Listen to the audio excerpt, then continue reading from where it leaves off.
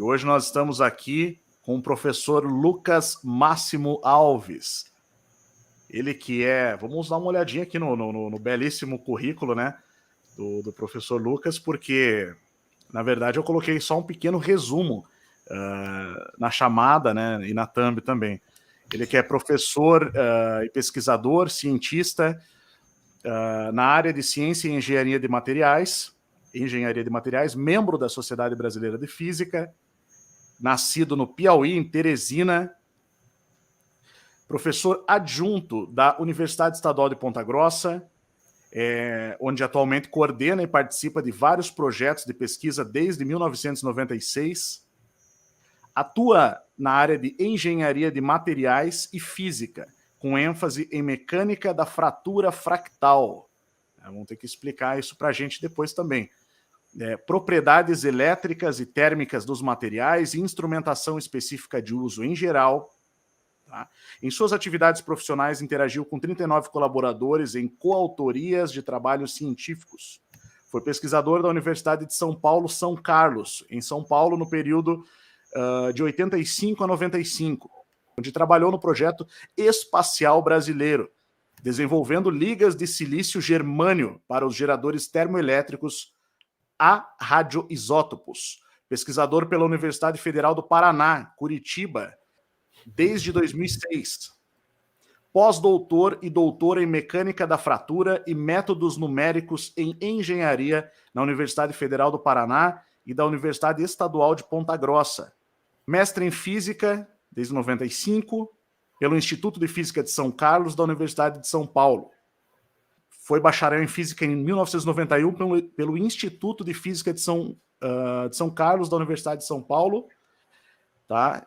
E possui várias contribuições e publicações com artigos nacionais e internacionais, capítulos de livro, publicou 20 artigos em periódicos especializados, 4 capítulos de livro e 63 trabalhos em anais de eventos. Possui um produto tecnológico, 3 softwares, 2 processos ou técnicas e outros 43 itens de produção técnica. Participou de 40 eventos no Brasil e exterior, orientou 20 trabalhos de iniciação científica e 3 trabalhos de conclusão de curso nas áreas de engenharia de materiais e metalúrgica, física e engenharia mecânica. Tá? Recebeu 3 prêmios e ou homenagens entre 85 e 2016, participou de 20 projetos de pesquisa, sendo que coordenou 9 destes. Em 2016, foi citado no Marquis Rus Book,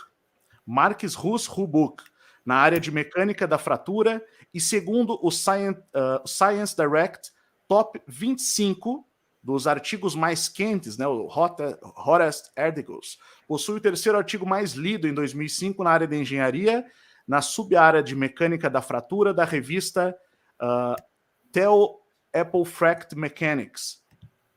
Entre suas contribuições, inclui-se o desenvolvimento dos fundamentos matemáticos para uma nova área de pesquisa, a mecânica dos meios irregulares. Desenvolveu um modelo matemático para a instabilidade em sistemas dinâmicos com bifurcações e formação de padrões fractais. A descoberta de que a curva JR de resistência à fratura de um material é proporcional à rugosidade de sua trinca, definida... Pessoal, eu sei que são coisas técnicas, né? Antes de eu dar uma boa noite geral e passar a palavra para o professor, quero só passar o currículo dele aqui, porque tem mais algumas coisas interessantes aqui.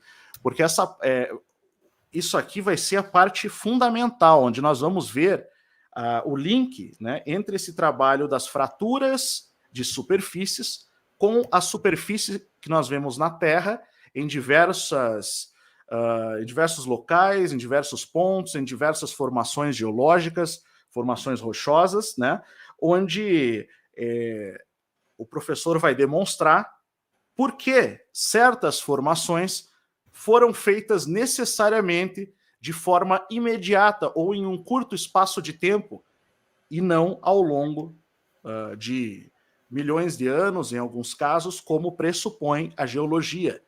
Então, ou seja, sofreu altíssima temperatura, então esse processo de análise de fraturas de superfícies é algo que é exatamente o que precisava para embasar. E é a primeira vez que alguém está falando sobre isso na internet, não falo nem brasileira, provavelmente na internet mundial, que seja, de fato, um cientista da área, né? Um cientista renomado, um cientista com artigos publicados. Então, é importante que a gente faça a devida apresentação.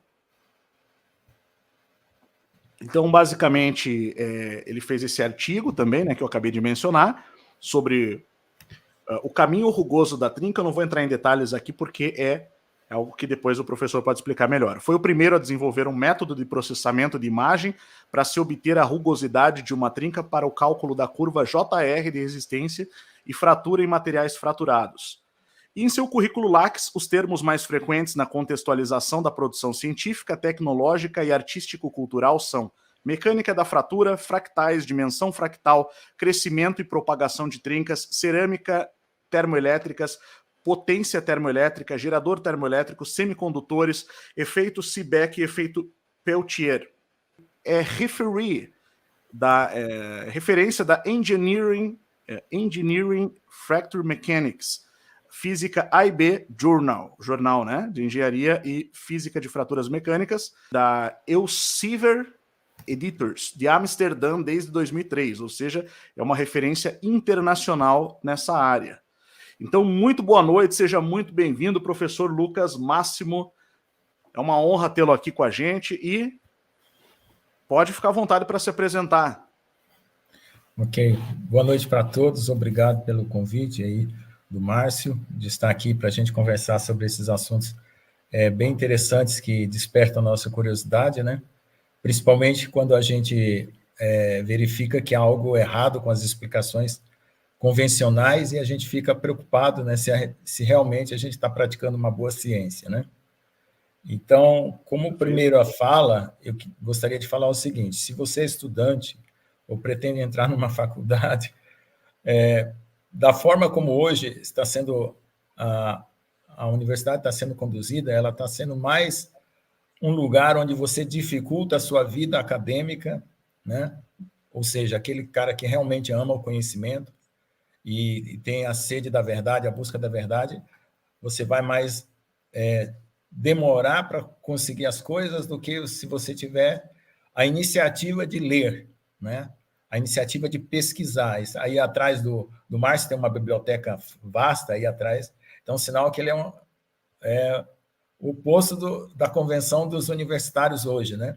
O lugar onde se menos lê hoje é na faculdade, né? Por incrível que pareça, porque as pessoas estão num momento onde elas são colocadas numa esteira de rapidez, de cumprir tarefas e cumprir objetivos que são passados pelos cursos acadêmicos, sem a liberdade dele explorar o conhecimento que realmente deixa você motivado, né?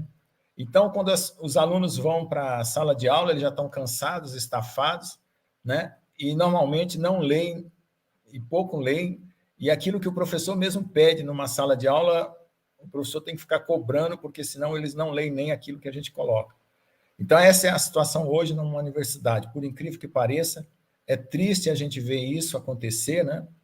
As discussões são proibidas, né? Hoje são policiadas, as ideias são policiadas, determinados temas não podem ser falados, nem comentados em sala de aula. Então, essa é uma grande preocupação, né? Apesar de que hoje em dia muita gente ataca o YouTube, né? Porque do YouTube ou na internet tem de tudo, né? De bom e de ruim, mas eu acho que ainda é um espaço de liberdade, né? De liberdade de pensamento, liberdade de expressão, apesar dos policiamentos que também a gente já vê acontecendo hoje na internet. Então, eu estou aqui para falar um pouco de ciência também, né? E eu gostaria de fazer essa introdução, né? Como vocês viram na chamada da live, né? Sobre o método científico, o que é ciência, o compromisso com a realidade. Então, eu vejo que a gente tem que ter cuidado para não criar situações em que a gente fuja realmente desse compromisso com a realidade. Porque teorias matemáticas são muito bonitas, mas elas podem ser construídas pela ideologia ou mentalidade daquele pesquisador e não pela realidade. Então, ao contrário do que acontece muitas vezes, e que hoje tem acontecido com mais frequência, eles estão fazendo, né, com que a realidade se adapte ao modelo deles e não ao modelo à realidade. Então, isso tem sido uma coisa muito interessante que tem acontecido. E como, às vezes, o conhecimento para você criticar aquilo que está sendo publicado é de alto nível, você não consegue ter aquele conhecimento, aquilo passa como verdade. E você não consegue examinar se aquelas ideias realmente são o que se vê na realidade, né? Eu não gostaria de atacar ninguém pessoalmente aqui com nomes, né? Mas tem um grande cientista famoso, aí até da astrofísica, que fez um modelo, né? Só para a gente ter um exemplo para comentar, um modelo cosmológico que eliminava o início do universo e o fim do universo, né? Com uma esfera que é uma esfera abstrata, né? Onde ele colocou toda essa matemática dentro dessa esfera para explicar a origem do universo e dizer que não tinha nem princípio nem fim, para tentar tirar Deus da história, vamos dizer assim. Né? A gente sabe que Aristóteles também pensava assim, pensava no universo eterno, mas o propósito desse cientista moderno era eliminar Deus, porque era fora das convicções dele.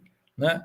E aí ele montou esse modelo matemático e criou vários problemas, né, com as ideias dele, dizendo que a gravidade era geradora de tudo, né? E aí, com essa gravidade, o universo veio existir de um nada que, vamos dizer assim, gerou o espaço e o tempo. E aí começam as coisas bem mirabolantes quando a gente para pensar com os pés no chão, né? Ou seja, é perigoso você forçar uma ideologia, né, ou um pensamento seu dentro de uma descoberta científica ou de algo que você realmente não quer satisfazer, né? Como você sabe que o Hubble também teve esse problema, né? Quando ele descobriu que o universo estava em expansão, que a Terra poderia ser o centro do universo, ele falou assim, não, nós temos que tirar isso aí de pauta. Quer dizer, já de antemão ele já tinha uma pressuposição, uma disposição a não querer aceitar um fato até que ele viesse realmente ser contraditado pela experiência. Então, é complicado. Você tem que deixar que as coisas sejam contratadas pela experiência e não pela sua opinião. Então, nesse ponto aí, eu acho que essa é a discussão que nós vamos fazer. Nós vamos pegar aqui alguns exemplos, o Márcio vai trazer algumas figuras importantes aí para a gente analisar e discutir, e eu vou fazer alguns comentários em cima, né? Mas antes, como ele falou aí, eu vou explicar o que é o meu trabalho, né? Com o que eu trabalho, né? Eu, como ele falou aí, nasci no Piauí, eu fui para estudar na USP, em São Carlos. Naquela época, poucas pessoas queriam fazer física, e houve umas vagas remanescentes da USP que ninguém conseguia preencher com estudantes que se interessassem por física na década de 80, e foi feito um levantamento de quais garotos, né, estariam interessados em estudar na USP em São Carlos, São Paulo, porque o nível do curso era muito bom.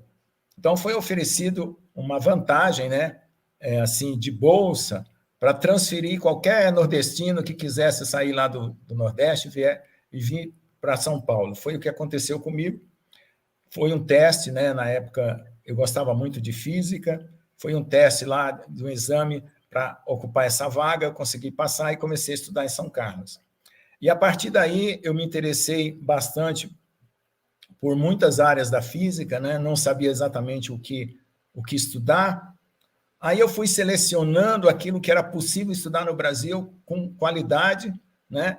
Porque também tinha um problema de que as oportunidades eram muito pequenas na época para você mandar alguém para fazer mestrado, doutorado fora do Brasil.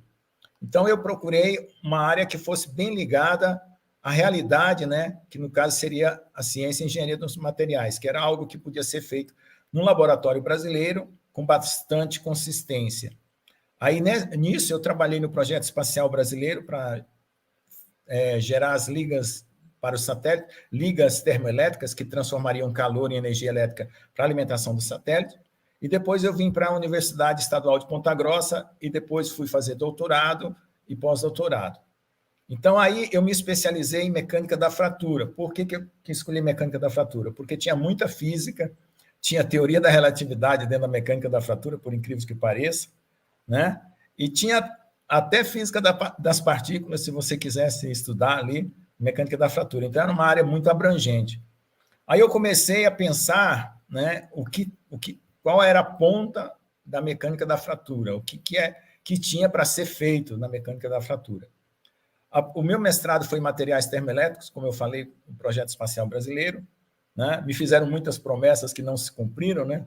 Na época do governo Collor, não sei se vocês conhecem bem a história, né? Então, me prometeram um laboratório tal para trabalhar com o pessoal da NASA, e nada disso se cumpriu. Bom, o que aconteceu? Eu passei para a área da mecânica da fratura, e aí eu comecei a ver que as trincas não eram lisas, como estavam descritas nos livros, né? Todo livro pegava o comprimento da trinca de um ponto ao outro como se ela fosse lisa. E aí eu comecei a pensar, eu falei, não, se existem os fractais são caminhos não lisos ou não euclidianos, que a gente fala, né? Caminhos rugosos, né? Que são como os ruídos, né? Aí eu pensei, vamos colocar essa rugosidade dentro da matemática aí para ver o que aparece. Na época, eram poucas pessoas que tinham a capacidade de fazer isso, né? Eu me propus a fazer, fui muito criticado, dizendo que eu queria ser maior do que os maiores cientistas que existiam, que é o Griffith, né? Que é o grande cientista da mecânica da fratura, que é o que gerou as primeiras teorias de fratura, o Irving, que era um outro engenheiro da Marinha dos Estados Unidos, que gerou as teorias de fratura junto com o Griffith. E aí teve o Cherepanov, que foi um dos que analisou lá, que teve aquele problema lá. Então, quem fazia mecânica da fratura fractal nessa época eram esses expoentes aí, no caso do Cherepanov, que era o físico da atualidade, né? O que aconteceu? Eu comecei a tentar mexer com a teoria fractal, né? Explicando como descrever um caminho para a trinca, ou seja, para a fratura. E aí eu comecei a colocar essa geometria dentro da mecânica da fratura, porque até então todo mundo pesquisava fazendo a caracterização. Caracterização, o que é? É você pegar uma trinca já formada e analisar ela e dizer, olha, tem tal parâmetro assim, tal comprimento rugoso, tal comprimento liso e assim por diante. E não estava, vamos dizer assim, equacionando, né, o problema da fratura dinamicamente. Aí eu fiz uma modificação na mecânica da fratura, colocando a teoria fractal dentro e fazendo aparecer novos efeitos, né, a serem verificados experimentalmente. Um deles é o que o Márcio falou aí, da rugosidade. A presença da rugosidade na fratura muda a maneira de você ver uma trinca, né? Então, os livros que você estuda hoje ainda não têm essa teoria fractal, né, colocada, então, futuramente, os livros didáticos precisarão ter, certo? E aí foi quando eu comecei a estudar a teoria fractal da fratura. Mas eu estou falando fractal até agora, mas eu não disse o que é o fractal. O fractal é uma geometria que descreve a natureza das coisas como ela realmente se apresenta, não? Você não tem na natureza cubos, retas, triângulos, né, e nem cilindros, né? Essas são construções geométricas humanas. Normalmente você tem montanhas, né, árvores, coisas esgalhadas, né, estruturas que a gente chama irregulares. Então, matematicamente, você também consegue produzir essas estruturas irregulares, como o Márcio está mostrando aí. Só que essas aí já são dentro de que eles chamam de fractais matemáticos, que eles são exatos, matematicamente exatos. Você tem uma regra para construir no computador isso aí. Mas na natureza você não tem essa regra, né? Você tem que inferir ela a partir dos experimentos. E é por isso que você tem a geometria fractal, que descreve as cadeias de montanhas, as trincas, no caso, né? As nuvens. Tudo que foi irregular na natureza é a geometria fractal. E o que ela tem de tão característico assim que define que ela seja um fractal? É que ela é invariante por transformação de escala. O que quer dizer isso na prática? Você pode aumentar o tamanho quanto for, sempre vai repetir o padrão, né? Esse padrão aí que ele está mostrando, que é a figura de Mandelbrot, né? Se você ampliar ele em várias escalas, novamente essa figura aparece, e aparece, e aparece, e assim por diante. Então, as trincas, né, as descargas elétricas, quando você amplia ela, você repete sempre o mesmo padrão. E também as figuras de Lichtenberg, que são outras formas de descarga que a gente vai ver aí. Então, é algo também que repete esse padrão. Então, olha aí, está mostrando aí, né, no braço desse rapaz aí. É impressionante que até quando a pessoa, desculpa interromper, professor, quando a pessoa é atingida por um raio, isso aparece na pele, né? Isso não é uma tatuagem, tá, pessoal? Quando a pessoa usa um objeto sólido de acrílico, como esse cubo, e aplica uma descarga elétrica, é isso que vai se formar. Então, é um padrão perfeitamente observável, né? Exatamente. Fica à Então, vontade. pessoal, para resumir, o que é fractal? Fractal é aquilo que se repete em escala, né? Uma onda, ela se repete de um ponto ao outro, né? Mas no fractal se repete em escala. Você vai dando zooms, zooms e zooms, em cada escala você repete o padrão. Ó, olha aí, o que ele está fazendo aí. Então, isso é o fractal. Então, essa propriedade ela é observada nos fenômenos da natureza, né? Seja cadeias de montanha, seja trincas, seja descarga elétrica, seja rios, né? E assim por diante, costas de continentes e assim por diante. Então, eu acho que para uma explicação inicial, o que é um fractal, e vocês estão vendo aí com os exemplos que ele está mostrando, acho que tá de bom tamanho, né? Perfeito. Então, agora, a gente pode aí devolver para o Márcio dirigir aí a nossa live. Se tiver mais alguma pergunta ainda, alguém quiser fazer sobre essa situação inicial, fica à vontade. Então, aqui no caso, aquele vídeo, tá? Que nós já mostramos aqui no canal, eu já passei ele até dentro de outros vídeos posteriormente, que ele chamou muito atenção na época, onde mostra, por exemplo, esse experimento científico, né, onde nós temos aqui um cilindro de acrílico, onde é aplicada a descarga elétrica e forma essa espécie de raio tridimensional, que é o mesmo padrão de uma raiz, né? Por exemplo, nós vemos aqui dentro de um cilindro, pode ser num cubo, pode ser num acrílico mais fino. Cientistas fizeram um teste e guardaram os dados, né, sobre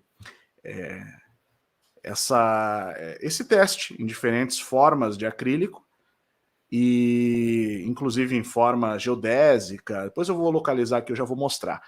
Tá? Mas isso é muito interessante porque você vê claramente um padrão da natureza, no raio, numa raiz de uma árvore, nas cadeias de montanhas.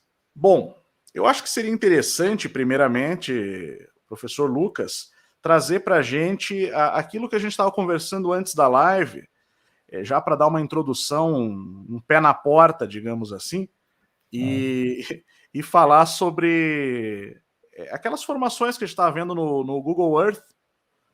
Deixa eu colocar o seu Google Earth aqui, tá? Já está na tela. Bom, pessoal, como vocês veem aí, nós temos uma estrutura que ela se ramifica, né? Tem ramos em toda ela. No inglês, isso é chamado de dendrítico, né? Ou estrutura dendrítica, como vocês queiram. Então, veja só, o Márcio colocou o exemplo da descarga elétrica, e tem vários exemplos. Esses padrões, eles não podem ser formados em um tempo muito longo. Não tem como. Todas essas estruturas são regidas por uma lei dinâmica que mostra que tem que esgotar a velocidade com que o fenômeno tem que se propagar no meio, certo? O meio, ele tem um limitador de velocidade e aquilo que está causando o fenômeno, no caso, essa cadeia de montanhas aí se ramificando, formando essa estrutura, também como que a gente chama de solicitação. Está tendo uma solicitação numa determinada velocidade e o meio tem que responder compatível com essa solicitação. Quando você faz isso de uma forma lenta, não forma essa estrutura. Para você formar essa estrutura, você tem que esgotar a capacidade do meio, ou seja, tem que fazer uma solicitação de sobrecarga, né? No caso elétrico, a gente chama de sobrecarga elétrica, no caso mecânico, sobrecarga mecânica. No caso da geologia, eu não sei qual seria o termo a ser usado. Mas o que acontece? O sistema ele não consegue responder com a mesma velocidade com que está sendo solicitado. Então, o que ele faz? Ele cria caminhos alternativos, que a gente chama modos alternativos de dissipação. O que é? Por que a gente usa a palavra dissipação? Porque dissipação é a necessidade que o sistema está tendo de espalhar aquela energia que está entrando nele, no sistema. Então, ele tem que dissipar, tem que espalhar. Então, modos alternativos, o que é isso? É todas as formas possíveis do fenômeno se propagar, com som, com radiação, com deslocamento de terra. Então, você faz um levantamento, né, de tudo que é possível acontecer dentro do material, ou dentro do meio, que a gente chama, e você vai ver que tudo que for possível acontecer, vai acontecer porque a solicitação é muito grande. Então, a energia ela tem que criar modos alternativos, ou seja, tem que dissipar em todas as maneiras possíveis. Então, eu nunca vi ninguém fazer um estudo, porque também, veja só, toda pesquisa científica precisa de dinheiro, precisa de gente para viajar para esse lugar aí, fazer fotos aéreas, né, fazer levantamento. Hoje nós temos esse mapeamento laser, né? Que até a gente viu aí essa história do Ratanabá, né?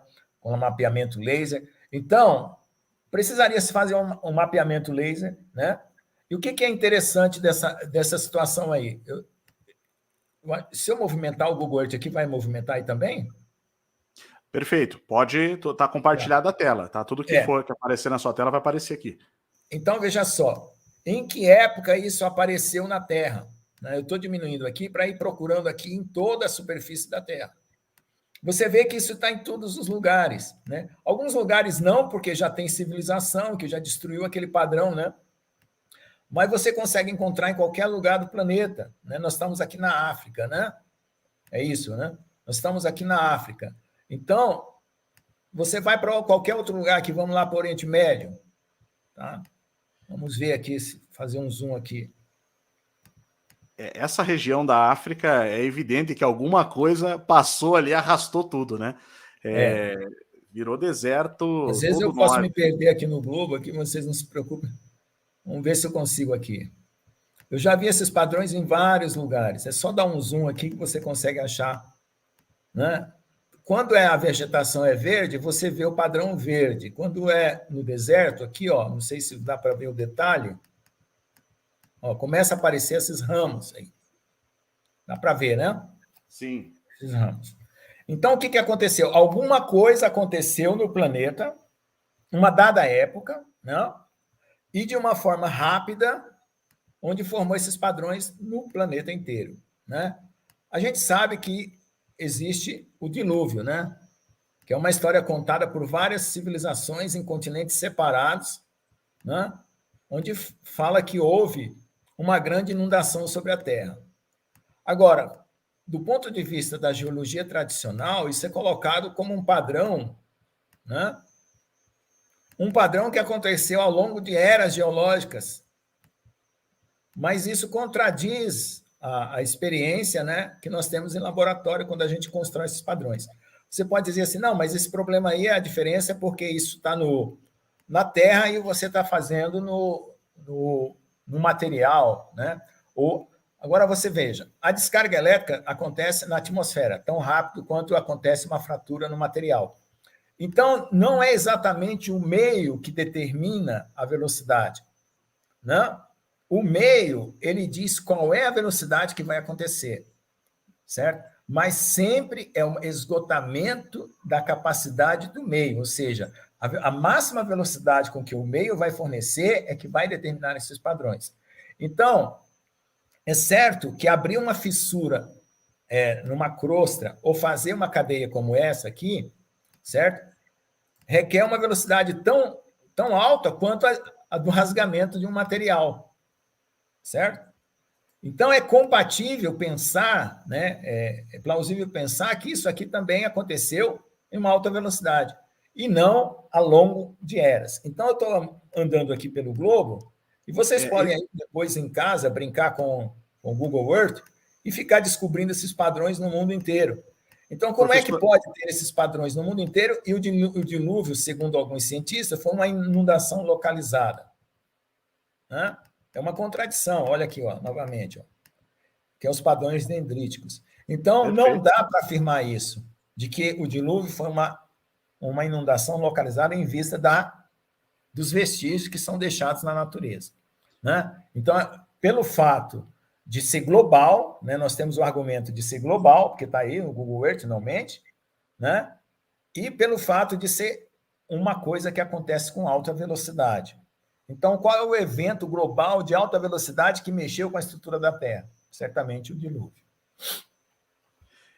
Esses exemplos que o senhor mostrou, ambos, no caso, são perfeitos, né? Perfeitos para a gente detectar o padrão Lichtenberg, que é aquele padrão que a gente viu no começo ali da live, né, que eu mostrei. É o padrão de raio, é o padrão de raiz, é o padrão de uma descarga elétrica. É visível demais, né? É visível demais. Então, pode ficar à vontade, eu não vou procurar interromper. Então, eu tive dando uma palestra em Israel, na Universidade de Tel Aviv, exatamente para explicar o modelo que eu tinha feito para explicar esses padrões. Porque até então, mesmo dentro da mecânica da fratura, como eu comecei um dos pioneiros a usar a teoria fractal dentro da mecânica da fratura, eu bolei uma metodologia própria para fazer essa análise. Né? Na Rússia, teve um cientista chamado Fyodor Borodit, que ele bolou uma outra metodologia. E nos Estados Unidos, e junto com o pessoal da Itália, que é o Arash Yavari, é um iraniano, professor também, ele bolou uma outra metodologia. Então, no mundo, pelo menos, tem 3 metodologias de análise fractal para fraturas. Né? E como, no caso, a minha análise podia ser estendida também para descargas elétricas, eu publiquei também descargas elétricas. Depois o Márcio vai mostrar aí, e a gente vai entrar em detalhes sobre essas questões mais específicas. Tá? Então, de um comentário geral, o que eu quero dizer é o seguinte... eu estava à procura de... porque essa situação de explicar padrões, formação de padrões, é algo que nasceu já agora, vamos dizer aí, há 50 anos, mais ou menos. Porque até então a ciência só estudava coisas organizadas, né? Cristais organizados. Né? Vamos fazer um retrospectivo para a gente ter uma ideia. No século 17 e 18 se estudou os gases, né? Aí, depois, dos gases para os líquidos, foi mais ou menos um passo. E no século XIX e XX, né, já se estudou os sólidos, né, a estrutura ordenada, que são os cristais, né, as células cristalinas, né, todos os cristais que existem na natureza, que são também estruturas ordenadas. E por último, passaram-se a estudar estruturas desordenadas. Essas estruturas desordenadas não tinham leis que explicassem por que elas aconteciam. Por quê? Porque todas as leis da física, que são as leis da mecânica, as leis da termodinâmica e as leis do eletromagnetismo, e até da mecânica quântica, elas estavam sempre voltadas a situações de equilíbrio, né, e ordenado, situações de equilíbrio e ordem. E esses padrões acontecem em situações de desequilíbrio e desordem. Então, por exemplo, vamos pegar aqui as leis da termodinâmica, né? As leis da termodinâmica, para esses padrões, elas precisam ser estendidas além daquelas 3 leis que você aprende no cursinho. Né? Quando vai fazer vestibular, está estudando aí para a faculdade, você aprende 3 leis, a primeira, a segunda, a terceira lei da termodinâmica. Então, quando você aprende essas 3 leis, você está tratando com situações de equilíbrio, de um ponto de equilíbrio a um outro ponto de equilíbrio. Mesmo que haja uma transição entre 2 estados, A para B, são estados de equilíbrio, mas você precisa descrever algo fora do equilíbrio. Então, para descrever algo fora do equilíbrio, você tem as coisas que acontecem próxima ao equilíbrio, que foi também estudado por um cientista americano chamado Lars Onsager, né?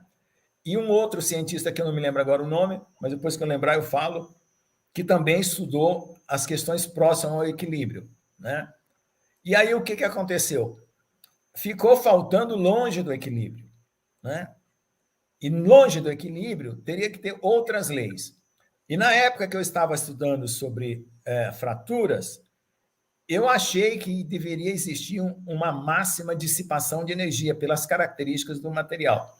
Na época, eu coloquei no Google, né, máxima dissipação de energia e saí procurando, pesquisando. Encontrei um artigo publicado em 1991, 92, de um cientista soviético judeu, radicado agora em Israel, né, chamado Leonid Slepia, onde ele propunha para uma explicação baseada no princípio da máxima dissipação de energia para poder explicar esses padrões. Aí eu comecei a destrinchar aquele artigo dele e tentar... Só que ele não colocava fractais ali. Aí eu resolvi colocar fractais. E eu resolvi reconstruir aquele trabalho dele numa nova visão.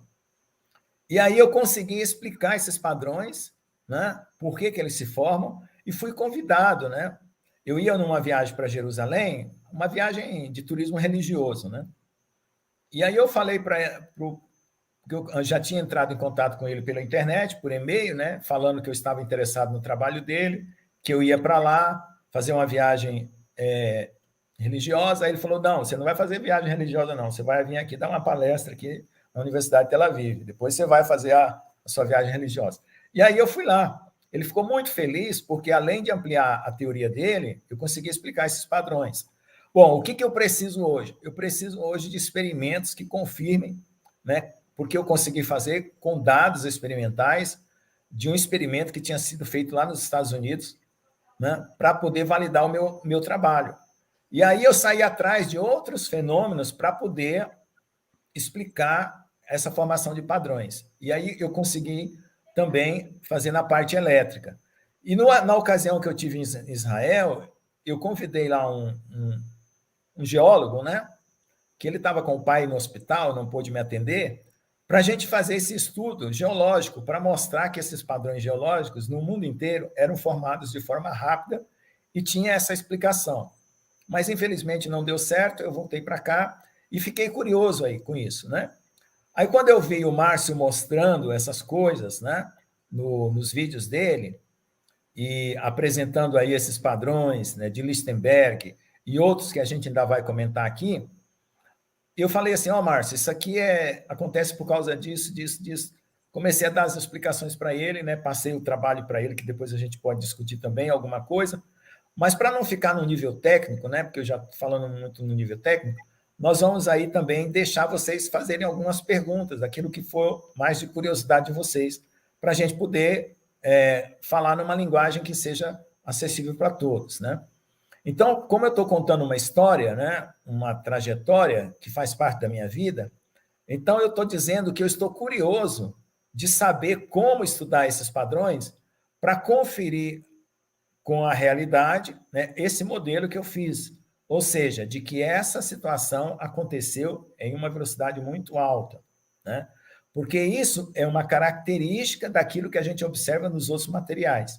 Mas agora, né, vamos dizer assim, nós teríamos que fazer um levantamento, estudar, ir atrás disso aí. Ou então, ver como é que os geólogos, né, pensam a respeito, os geólogos tradicionais, né, se eles estão interessados em discutir essas coisas, né, para a gente poder mostrar, né, que essa situação aí foge, né, da cultura convencional que os geólogos têm para a explicação desses fenômenos. Perfeito, professor. Até é interessante, né? Eu vou até contar aqui como que eu conheci o professor Lucas, né? Foi agora, recentemente, ele entrou em contato. E a gente foi começar aqui antes da live, e ele falou assim para mim, né? Márcio, você lembra de mim? Eu falei com você lá no aeroporto fazem alguns anos, né? Acho que uns 6 ou 7 anos aí, mais ou menos. O Além da Nuvem estava começando, e eu vou falar uma coisa. Ele foi a primeira pessoa que me reconheceu publicamente, assim, você é o cara do canal Além da Nuvem. Não foram muitas, eu falei para ele, né? Até às vezes alguém reconhece e tal, mas ele foi a primeira pessoa que me reconheceu e foi no aeroporto. E veio falar comigo, né? E eu não sabia que eu estava diante de uma autoridade nesses assuntos, né, na questão do campo de fraturas, que poderia somar ali, né, na pesquisa que na época a gente estava começando. Foram os primeiros vídeos, era naquela época que começou a pipocar na internet. Nós fomos o primeiro canal do Brasil a trazer a questão das árvores gigantes, né, do passado, das formações com formas humanas em montanhas, né, coisas assim. Então, são coisas que, enfim, parece que o próprio padrão fractal, né, que nos conduziu ali naquele momento, e agora repetindo isso, né, pela primeira vez a gente poder estar trazendo isso oficialmente aqui, né, com a presença do professor, que evidentemente que dá um peso científico para isso que nós estamos falando, uma vez que ele está mostrando, né, e trazendo a possibilidade que, segundo a pesquisa de fraturas, veja bem, segundo a pesquisa, a forma como as fraturas se formam, esses padrões que nós vemos por toda a Terra, esses padrões Lichtenberg, esses padrões que parecem ramificações, tanto em cadeias de montanhas como em rios, né, tem que ter sido formado, ou pelo menos segundo o padrão de formação de fraturas, se forma de forma rápida, e não ao longo de um processo geológico de milhões de anos. Isso, ao meu ver, é algo importantíssimo para essa pesquisa que a gente vem trazendo há bastante tempo e tentando, né, provocar justamente isso, um questionamento científico. Né? E agora, assim, por isso que eu considero que esse momento é um momento histórico, tanto aqui para o canal Além da Nuvem, quanto para o Instituto Licência, quanto para mim, pessoalmente. Então, assim, é muito legal. Te agradeço mais uma vez, professor Lucas, por ter entrado de novo em contato comigo para a gente poder, né, tá fazendo essa live agora. Bom, eu ia passar, deixa eu colocar aqui agora a minha tela. Fica à vontade aí agora. Porque agora a gente já deu uma visualização geral, né, do panorama da situação. Agora você pode pegar imagens específicas, ou mesmo perguntas do pessoal, para a gente ir aí sanando aí alguma falha que houve aí nessa. Essas formações, vou deixar menor um pouco, que nós estamos vendo aqui. Que a gente sempre passa, padrões de derretimento. Você tem dessas que têm formas definidas, né? Parecem animais, coisas do tipo. Por exemplo, isso, tem também, né? Essas formas definidas, né? E você tem umas muito boas. O que acontece? O pessoal normalmente diz que isso é pareidolia. Gente, não dá, né? Mas é o seguinte, veja só, tem imagens que você pode até achar que é pareidolia, mas tem outras que não tem como dizer que é pareidolia, né? Então, você tem imagens muito boas que você passa aí, que realmente, eu tenho até eu fiz um conjunto aqui deixa eu ver se eu acho aqui, o que é pareidolia, né? Para poder a gente não ficar preso a essas negativações, né? Que são os anuladores, né? Nós temos hoje na internet um monte de anuladores, né? Você faz uma afirmação e o cara quer anular o que você diz. Então, inclusive, professor, eu posso até ajudar, porque eu coloquei num vídeo há uma semana, talvez, 2 semanas, nós colocamos um vídeo justamente com o significado de pareidolia no dicionário, que é quando basicamente o nosso cérebro reconhece alguns padrões e o associa a formas humanas, rosto humano, né? Então, como por exemplo essa imagem aqui. Aqui nós temos uma formação de um rosto perfeito.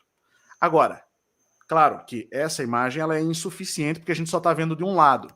Agora, se eventualmente nós passarmos ela num ângulo de 180 graus pela frente dela, ou toda a frente dela, o que seria o rosto, e realmente se configura um rosto, a chance de ser uma pareidolia se reduz drasticamente.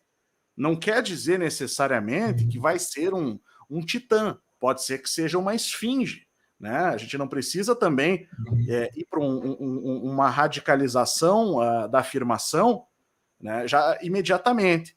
Mas, evidentemente, pode ser uma construção, uma estátua, alguma coisa que foi derretida. E isso, por si só, já é algo grandioso. Uhum. Então, aí nós temos três coisas, né? Nós temos a pareidolia, né, que a gente começou a falar primeiro. Nós temos as esculturas, né? E nós temos essas formações curiosas que a gente entende que houve algo que petrificou, como árvores e animais, né? Então, nós temos essas três situações.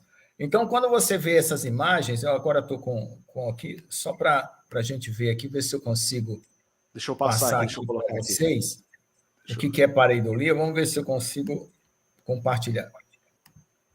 Então, como tem os anuladores, né? Anuladores são aquelas pessoas que você fala alguma coisa baseada em algum fato, alguma ideia que você tem, e a pessoa cria uma afirmação negativa contrária a você. Isso é filosofia kantiana, né? Para vocês saberem bem como que são as pessoas que relativizam as coisas, né? Então, veja só. Esse aqui, né? Estão vendo aí um gato, não? Gato, né? Sim. Nessa figura. Ou alguém teve a malícia de esculpir esse gato porque a árvore já tinha um contorno meio parecido, né? Ou alguém realmente encontrou uma árvore que tinha essa pareidolia de um gato, né? Parecendo um gato, tá? Então, dificilmente um gato se transformaria numa árvore e teria essa situação aí. Então, a raiz realmente ela chama a atenção com essa forma aí, ó. Agora vamos ver essa outra aqui. Deixa eu...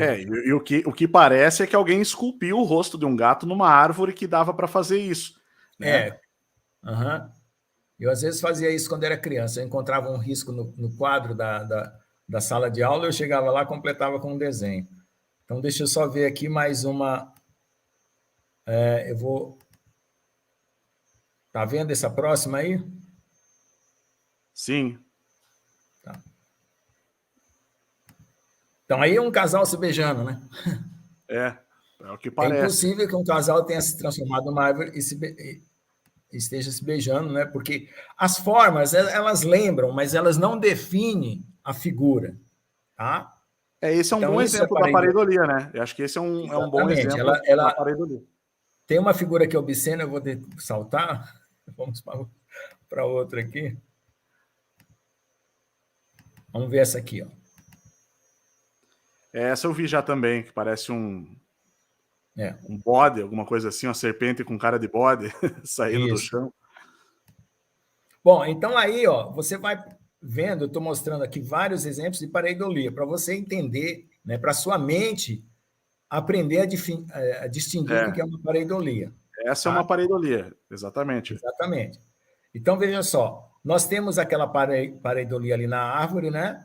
Essa aqui num objeto, né? Nós mostramos a outra da outra árvore, né? E assim por diante. Então, vamos pegar mais uma aqui. Aqui num fruto. Um morango do like. Quando eu não estiver vendo, me avisa aí para eu não ficar confundido aqui. Inclusive, já aproveita, pessoal, já aproveita para deixar o like aí, né? Já lembrando com o moranguinho. Olha ali. Outra pareidolia.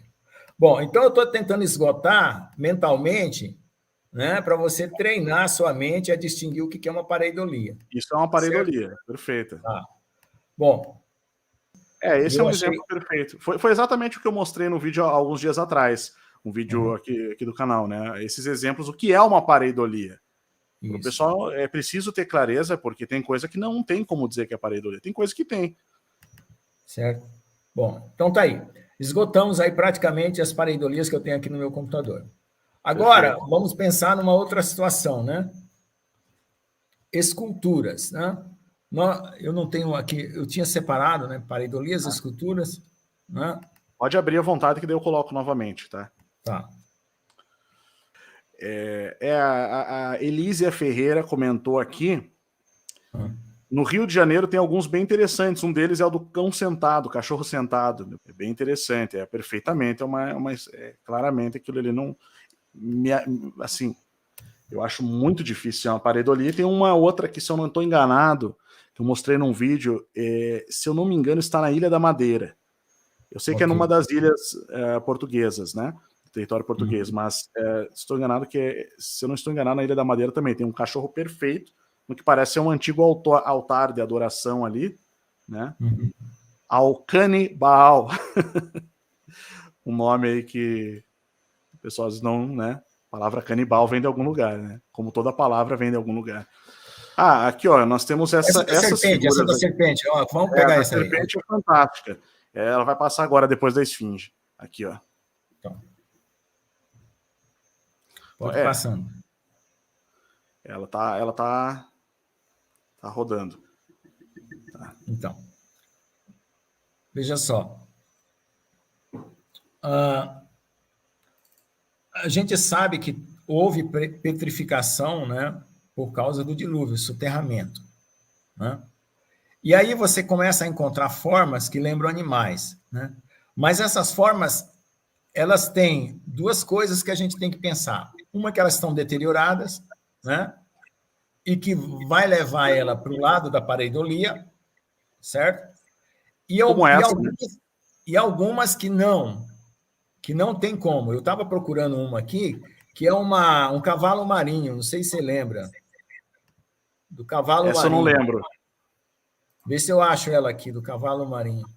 Aqui, ó, nós temos um sapo. Inclusive é um monumento na Argentina, né? El Sapo.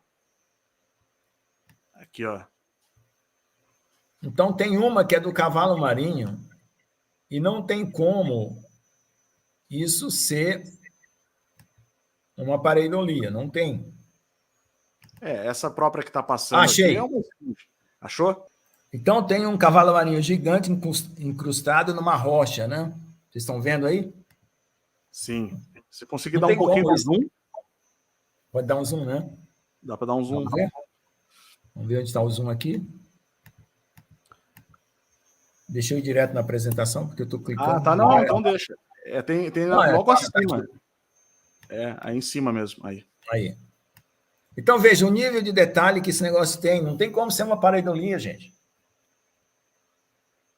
Porque a quantidade de características que se identifica com o objeto real é muito grande.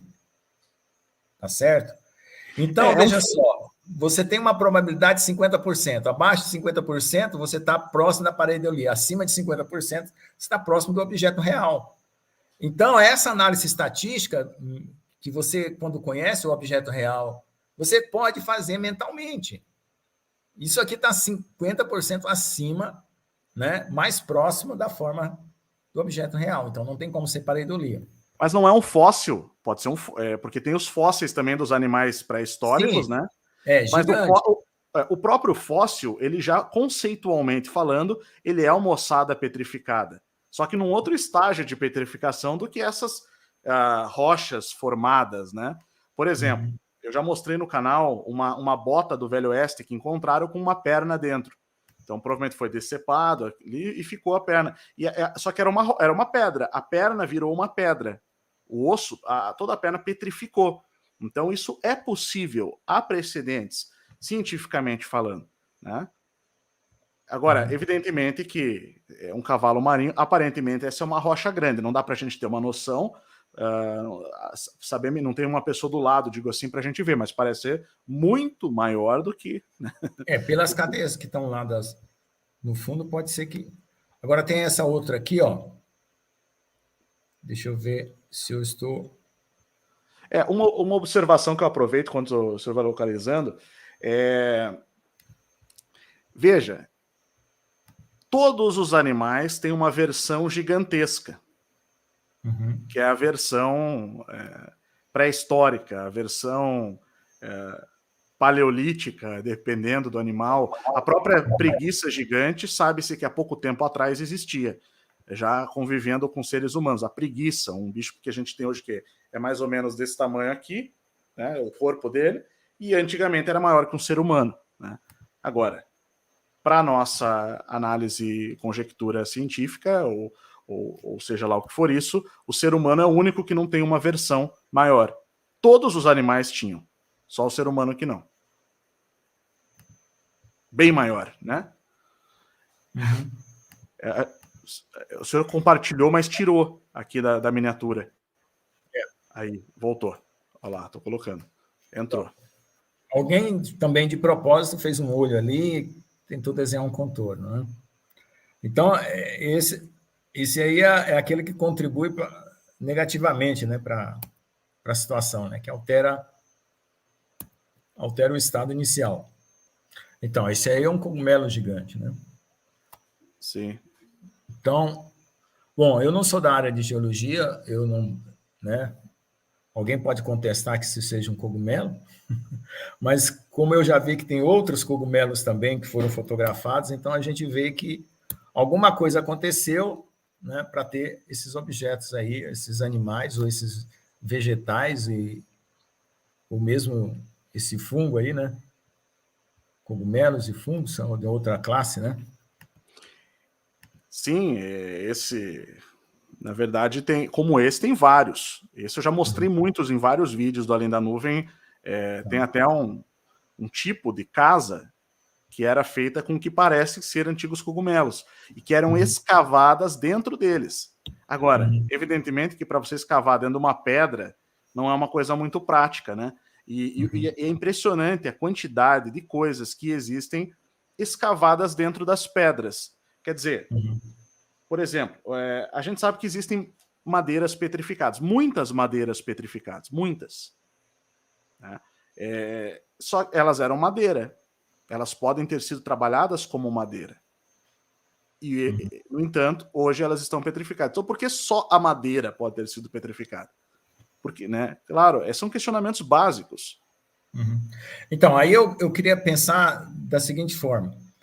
Nós tivemos uma época que as coisas eram gigantescas, e por que razão elas eram gigantescas na Terra? E foram petrificadas, como a gente está aí. Então, razoavelmente, a gente pode pensar isso, que houve uma época que as coisas eram gigantescas e foram petrificadas. Então, voltando lá para a questão pré-histórica ou pré-diluviana, né, antes do dilúvio, nós tínhamos uma outra configuração do nosso planeta. Né? O nosso planeta tinha uma outra configuração na sua atmosfera, que não é essa que nós, quando a gente levanta a cabeça, enxerga nuvens acima de nós. Nessa configuração anterior, né, nós tínhamos um campo magnético mais intenso, né, e uma condição atmosférica também diferente, que fazia com que todos os animais e os vegetais cresciam assustadoramente, como a gente vê aí.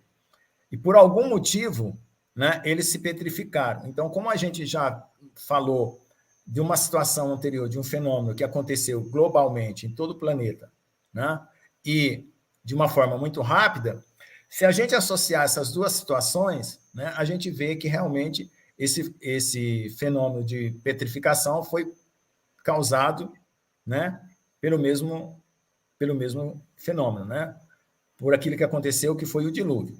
Tá? Então, a gente pensa dessa maneira porque a gente encontra coisas, né, que se equiparam a uma mesma situação. Na geologia, nós temos uma formação de padrão, né, e no reino animal e vegetal, nós temos uma petrificação, né, inclusive das raízes. Aí a pergunta é, será que foi só o dilúvio que fez com que isso acontecesse ou teve algo a mais? Né? Então, lá no canal, né, o Márcio tinha falado das descargas, né, de plasma, né, que é perfeitamente possível ter havido essas descargas, né, que tornaram essas estruturas aí petrificadas. Isso é perfeitamente possível, não é uma hipótese absurda, tá certo? Então, aí nós estamos caminhando aí para abranger essa outra área, né, que é das descargas de plasma, tá certo? Depois a gente pode também mencionar aquela das rochas, né, com aquelas camadas curvas, tá? Tá. E aí nós vamos aí construindo um cenário, né, de qual era a situação do planeta antes do dilúvio, né? Então nós já podemos afirmar, né, que aconteceu um fenômeno de forma rápida, global, né, que pode ter havido uma descarga de plasma com petrificação não só de árvores, mas também de animais, né? No caso, existem várias outras figuras que procura dar esse tipo de explicação, né? Deixa eu ver aqui se eu passo para a próxima figura. Vamos ver lá. Você falou que é com a seta, né? Tá vendo Essa aí, é não? muito interessante. Isso, Uhum. sim, já passou. Eu sei que você tem muito mais do que eu tenho aqui no computador, eu só coletei algumas, né? Uhum. Tá? Olha aqui. Essa daqui Se também é conseguir dar um zoom interessante. nessa, é interessante também.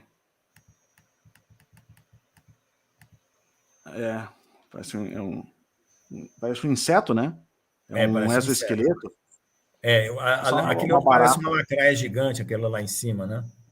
Perfeito. Vamos É, voltando aqui. pareidolia. Bom, aí não dá mais para dizer que é pareidolia. Certamente não dá, certo? Veja, pessoal, eu quero dizer uma coisa. Eu estou há mais ou menos 6, 7 anos falando sobre isso. Pode ficar à vontade para mostrar, tá, professor? Só vou fazer uma Tá. consideração. Se eu não achasse que isso fazia sentido, veja, eu já falei de outras coisas aqui nesse canal que depois eu mudei minha mentalidade a respeito daquilo e achei que aquilo não fazia tanto sentido assim. Não é o caso disso. Essas coisas a gente continua falando desde sempre. Desde que nós entramos nesse assunto, nós continuamos. Porque quanto mais a gente pesquisa, mais a gente descobre que faz sentido. E hoje não é à toa que a gente tem aqui o professor Lucas, né, pós-doutorado em fraturas, justamente na questão de superfícies, atestando. Enfim, claro que a gente também não pode partir para a falácia da autoridade, né? Mas, com certeza, uma coisa que a gente sempre esbarra é com a má vontade do meio acadêmico, especialmente, eu não digo nem científico, né, mas do meio acadêmico, que às vezes já tem uma narrativa pronta e não quer se dispor ao benefício da dúvida, né, em relação a tudo aquilo que vai contra o materialismo, tudo aquilo que vai contra as visões de que apenas aquilo que é natural, físico, vamos pegar o materialismo naturalista do Francis Bacon, né? Tudo aquilo que vai levar posteriormente a ideias que vão tentar explicar a realidade como algo autogerado, algo que surge do nada. Toda a realidade surge, né? Ela é autogerada, ela estava comprimida e ela... Então, assim, são questões que a gente precisa discutir com seriedade. Eu vi que o professor Lucas, até vou pedir para ele comentar depois, eu vi que o senhor tem também um dos livros que o senhor escreveu é sobre a questão da transcendência, né? Evidentemente que qualquer pessoa que faz esse caminho de volta a fundo e consegue transpor esses paradigmas que foram colocados diante da humanidade desde da Renascença e do Iluminismo, começa na Renascença e vem o Iluminismo e depois se consolida com o materialismo em suas diversas facetas, né? Até a gente chegar no materialismo histórico e dialético, mas essas questões todas, quando a gente faz o caminho de volta, a gente chega no transcendente, porque isso é o caminho que a ciência vai ter que percorrer, né? Até com a própria física das partículas, a física quântica, que ela vai chegar num dilema, né? De onde vêm os quântons? Isso é um problema ainda. Sabe-se que existem os quântons, sabe que existem as partículas subatômicas, mas quando você chega nesses transportadores de pequenos pacotinhos de energia, né, dos elétrons, eles vêm de algum lugar e esse lugar, aparentemente, não é dessa realidade que a gente considera física. É como se existisse uma fonte da qual emana a realidade, propriamente dito. E isso, então, isso naturalmente vai levar a gente ao transcendente, a sair do materialismo, a sair Na verdade, só concluindo, essa questão da matéria, a palavra grega para matéria, eu já vi o professor Loriel Rocha falando a respeito disso, ela vem de uma palavra grega chamada hyle, ou hile ou hilé, Rayleigh, se eu não estou enganado, que ela tinha um significado, que é uma partícula física e ela é física e, no termo grego, espiritual ao mesmo tempo. Então, é mais ou menos como é parecido com um conceito quântico de partícula e vibração, onda e partícula, ao mesmo tempo. Então, a matéria, ela não era só física. Ela tem um aspecto que é transcendente. Então, a gente precisa chegar nesse ponto. E, claro, quando você chega e começa a olhar essas evidências, a primeira coisa que vem é, ok, mitologias. Você vai chegar nas escrituras bíblicas, na tradição judaica, e você vai chegar nas mitologias. A mitologia grega, todas as mitologias que falavam exatamente disso que você vê em todo lugar. E claro, e a gente vem e mostra, e transmite, e expõe, e muitas vezes é ridicularizado, muitas vezes é criticado, é atacado, o establishment científico, ele se defende. Então, mas se defende do quê?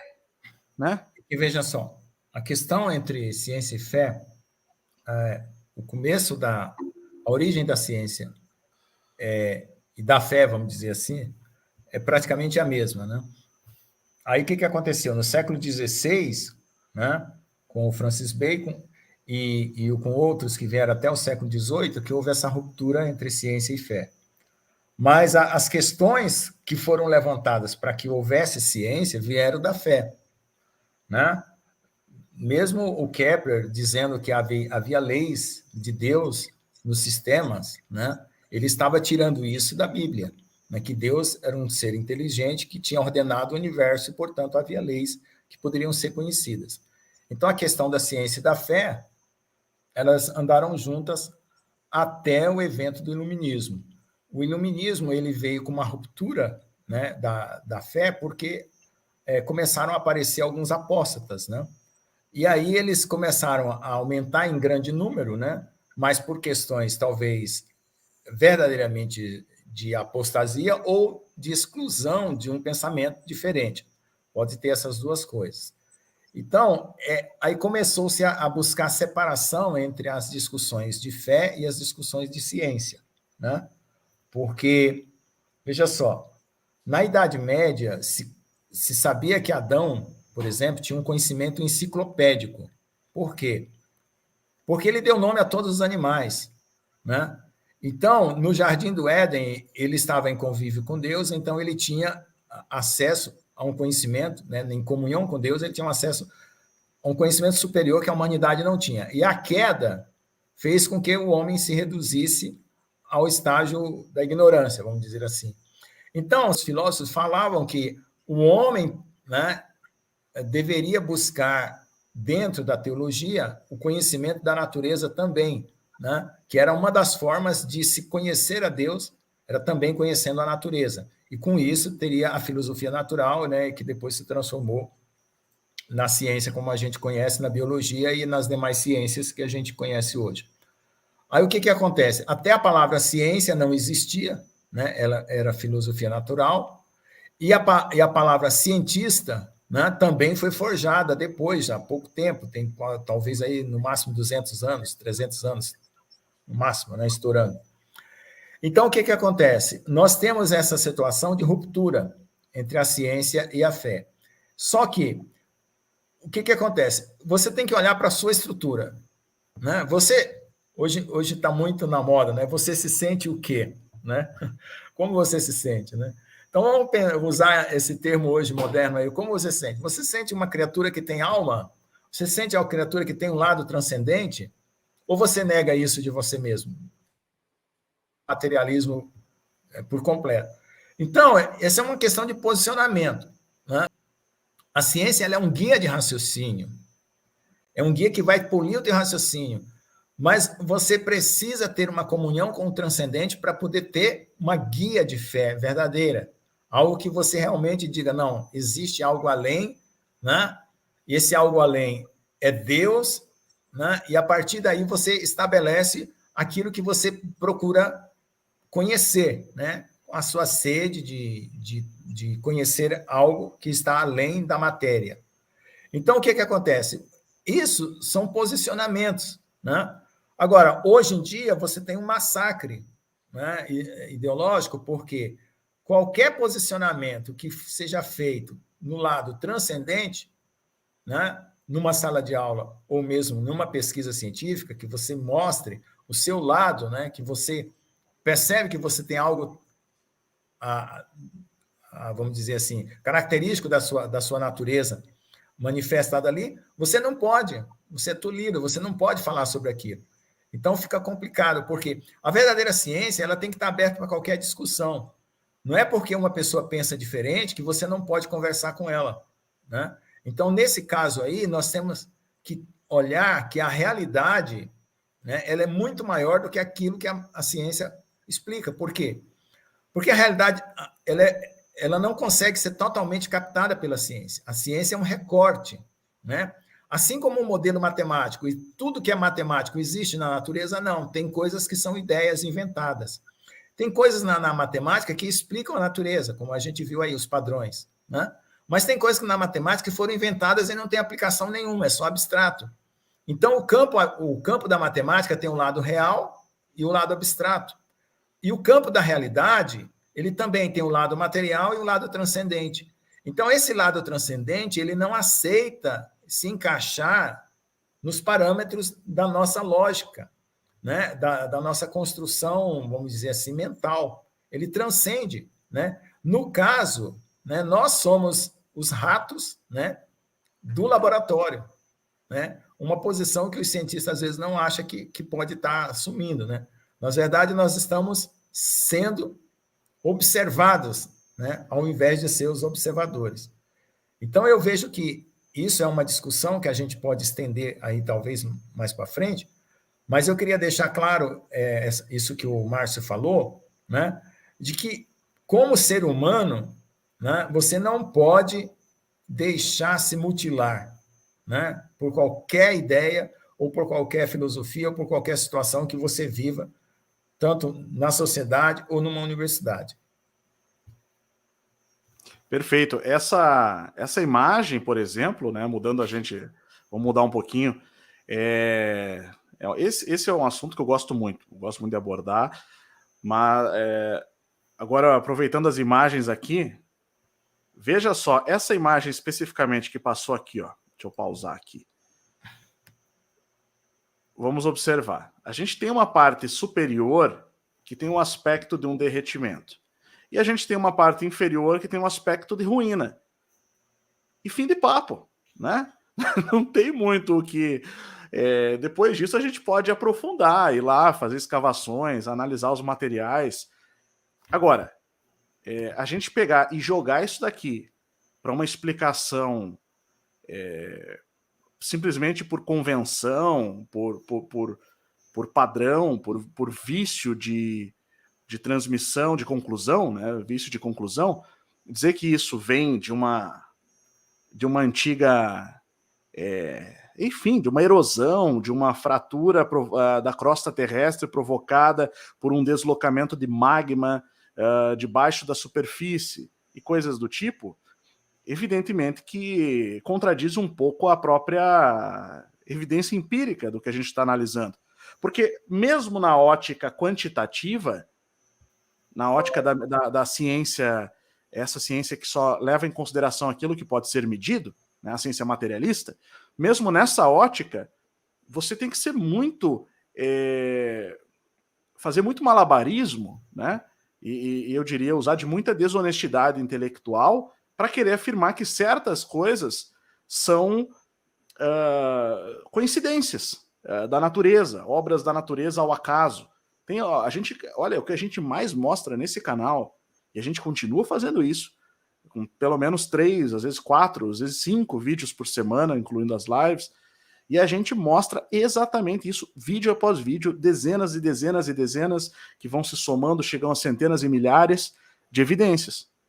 Então, não é possível, né, que, enfim, que isso seja apenas uma formação natural. Tudo isso. Uma coisa que ensinam nas escolas, que as civilizações antigas eram mais estúpidas do que agora, né? Isso eu não sei como acontece, parece que alguém em algum lugar faz uma afirmação e pelo argumento da autoridade aquilo fica como verdade, né? Então, eu não vejo dessa forma. Eu vejo até que tem coisas que você não consegue explicar hoje, né? Por mais tecnologia que se tem, e que é de uma civilização muito antiga, ou seja, como que eles tinham a ideia de fazer aquilo, de onde eles tiraram aquela inspiração para fazer daquela forma, né? Então, nós temos aí ruínas que parecem ter sido propositadamente feitas, né? Nós temos o que a gente já falou aí desses animais petrificados, né? E nós temos também árvores petrificadas, né? Então, de um estágio da nossa história da Terra, né? Muito antes, né? Do que a gente pode imaginar hoje, né? E aí o que acontece? Você começa a ter essas três vertentes aí para você estudar, né? Do fato de ter uma petrificação dos animais e dos seres vivos, você tem uma razoável explicação, né, para isso aí, né, que já foi falado, né, que as condições atmosféricas e as condições do campo magnético da Terra produzia essa escala de seres aí. Mas quando se trata de civilização, né, quando se trata de civilização é outra coisa. Então, é algo que a gente tem que pensar, que tentando montar um mapa da antiguidade, você tinha uma civilização mais avançada, né, uma natureza diferente, né, uma situação de seres gigantescos, árvores gigantescas. Então, você começa a juntar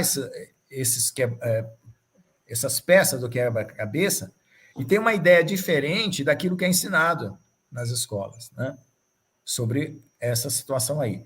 Então, vamos voltar um pouco só nessa questão volta naquela cadeia de montanhas, essa daí, tá? Então, vocês podem ver que essa área rochosa aí, ó, da cor, né? Uhum. Pôr do sol da Colômbia, né? Então, como eu mostrei lá no Google Earth, né? O padrão é igual. Então, veja só, o que eu estava falando aqui? Você tem essa linha principal, né, que é onde está ocorrendo a dissipação do fenômeno, tá? O fenômeno ele esgota a energia que ele tem na linha principal e ainda tem energia sendo fornecida para ele, para o meio, no caso, né? Igual como a figura de Lichtenberg lá, ainda tem campo elétrico, ainda tem algo sendo aplicado lá. Aí ele tem que processar essa nova quantidade de energia, ele cria o primeiro ramo, né? Que seria, a gente chama de nível, né? O nível principal, aí tem o nível secundário, nível 1, nível 2. Ainda tem energia ainda, aí cria o nível 3. Ainda tem energia, aí cria o nível 4, e assim por diante. E aí, a cada nível, né, você tem o padrão que está se repetindo, né? Em escalas é o fractal, né? Então, é exatamente isso que acontece. Agora, por que você sabe que isso tem uma alta velocidade? Porque energia, certo? Força e velocidade é energia por tempo. Ou seja, se você tem algo que está com muita energia, certo? Ele também está com muita força, tá? Então, ele precisa, certo? Ter uma velocidade para aquilo se propagar. E quando ele tem essa velocidade alta, né, ele encontra a resistência do meio. E o meio vai oferecer um fator limitador, que é o quanto o meio pode dar de processamento daquela energia. E aí ele começa a bifurcar, ou seja, começa a sair do ramo principal para o ramo secundário, terciário e assim por diante. Então, se você fizer isso lentamente, né, você dá ao sistema tempo dele propagar essa energia sem precisar formar esse padrão, tá? Que a gente chama, no caso da solidificação, é solidificação de equilíbrio, né? E no caso das trincas, são chamadas trincas quase estáticas, certo? E no caso das descargas elétricas, são as descargas elétricas normais, que é só como se fosse a descarga de um capacitor, né, de um resistor e assim por diante. Agora, quando você tem essa descarga aí, ó, que ela está acontecendo, ela está procurando conectar tudo que está na região da frente dessa propagação que tem a carga elétrica. Então, tudo que tem carga elétrica está sendo mandada energia para ela. E quando as cargas elétricas vêm ao encontro daquela ponta, elas se colapsam, certo? Aí vem ao encontro daquela ponta, elas se colapsam. E aí forma o padrão de queima, né? Que isso acontece junto com calor e fumaça, né? Como vocês estão vendo aí. Então, por analogia, né, no caso das cadeias de montanhas, aconteceu alguma coisa parecida, tá? Muita energia foi dissipada, a energia precisou passar para um nível secundário, né? E depois para o nível terciário e assim por diante. Por quê? Porque a quantidade de energia era muito alta e precisava se dispersar no meio muito mais rápido. Perfeito. Certo? Então, é isso que... Bom, já estamos com 1h30 praticamente, né? Você acha que tem alguém aí fazendo alguma pergunta que a gente possa dar um espaço? Vamos ver sim as perguntas. Espera aí só um pouquinho, pessoal. Onde é que estão as perguntas aqui? Deixa eu voltar para mim. Um momentinho. StreamYard, aqui. Deixa eu voltar aqui e eu vou abrir agora o chat, tá? Separado aqui, que a gente consegue... Deixa eu ver se tem alguma pergunta para a gente já ir fixando e o professor ir respondendo enquanto eu faço isso. Chegando aqui na parte... Deixa eu só atualizar aqui as mensagens e vamos lá.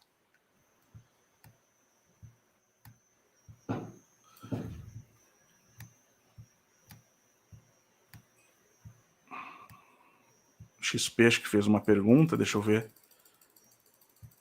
Ele perguntou o seguinte: qual a intensidade que uma descarga elétrica deve ter para produzir umas fraturas desse tamanho, né, na Terra? É o seguinte, tá dando para ouvir aí? Sim, perfeitamente. Tá. É o seguinte, a gente tem uma medida que se chama constante dielétrica, né? Essa constante dielétrica, ela mede qual é a capacidade que o material pode resistir em um determinado percurso, tamanho, né? Não sei se vocês já foram curiosos de ficar brincando com capacitor, né? Eu, quando era garoto, ficava mexendo, desmontando rádio, né? E ligando o capacitor na pilha, né? Para depois mostrar que o capacitor estava carregado. Se alguém fez isso um dia, vai ter a ideia do que eu estou falando. Então, a constante dielétrica, ela determina o quanto de capacidade o capacitor pode carregar. E todos os materiais têm constante dielétrica. Agora, quando você coloca uma descarga mais alta do que a constante dielétrica pode suportar, você rompe o material, você carboniza, né? Então, é quando você, por exemplo, liga o capacitor num 220, por exemplo, numa tomada aí, e aí dá aquele estouro, né? Tem gente também, por exemplo, quando troca a fonte, e às vezes no computador erra lá, é 110, 220, aí dá aquele estouro. A primeira coisa que estoura numa fonte ou no computador é o capacitor. Então, o capacitor é um exemplo básico de qual é a capacidade que os materiais têm para carregar essa energia. Então, o que acontece? Numa descarga elétrica, você está rompendo essa capacidade, porque você está solicitando acima da capacidade do material. E é por isso que ocorre a queima ou a carbonização do material.